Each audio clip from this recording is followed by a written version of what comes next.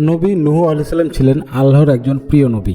আল্লাহ তাকে তার জাতিকে সৎ পথে আহ্বান জানাতে প্রেরণ করেন। নূহ আলাইহিস সালাম তার জাতির কাছে একের পর এক বার্তা পৌঁছে দেন। তিনি তাদের বোঝানোর চেষ্টা করেন যে একমাত্র আল্লাহই সত্য উপাস্য এবং মূর্তি পূজা তাদের ধ্বংসের পথে নিয়ে যাবে।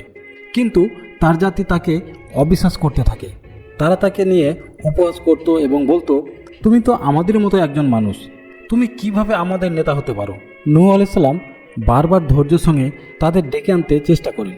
তিনি দিনের পর দিন, বছরের পর বছর একই বার্তা পৌঁছে দিতে থাকেন। 950 বছর ধরে নূহ আলাইহিস সালাম নির্লসভাবে চেষ্টা চালিয়েও খুব অল্প সংখ্যক মানুষ তার ডাকে সাড়া দেয়। তার জাতির অধিকাংশ মানুষ তার কথায় কান দেয়নি। তারা আরও বেশি দুঃসাহসী হয়ে তার প্রতি উপহাস করতে থাকে। অবশেষে আল্লাহ নূহ আলাইহিস সালামকে নির্দেশ দেন একটি নৌকা তৈরি করতে।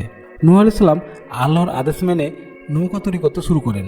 তার জাতি তখন আরও বেশি উপহাস করতে থাকে, বলে, তুমি মরুভূমিতে নৌকা বানাচ্ছ, এ কেমন বোকামি। কিন্তু নূহ আলাইহিস সালাম জানতেন এটি আল্লাহর নির্দেশ। তিনি কারো কথায় কান না দিয়ে নৌকা তৈরি করেন। যখন ভয়ানক প্লাবন আসে তখন আল্লাহ নূহ আলাইহিস সালামকে এবং তার অনুসারীকে নৌকায় আশ্রয় দেন এবং রক্ষা করেন, এবং অবিশ্বাসীরা সকলেই ডুবে মারা যায়। এই থেকে শিক্ষা পাওয়া যায়, নূহ আলাইহিস সালামের জীবন আমাদের শেখায় যে ধৈর্য এবং আল্লাহর ওপর পূর্ণ আস্থা রাখলে আমরা যে কোনো চ্যালেঞ্জ অতিক্রম করতে পারি। আল্লাহ ধৈর্যশীলদের কখনো হতাশ করেন না। সূরা হুদ আয়াত 25 থেকে 49।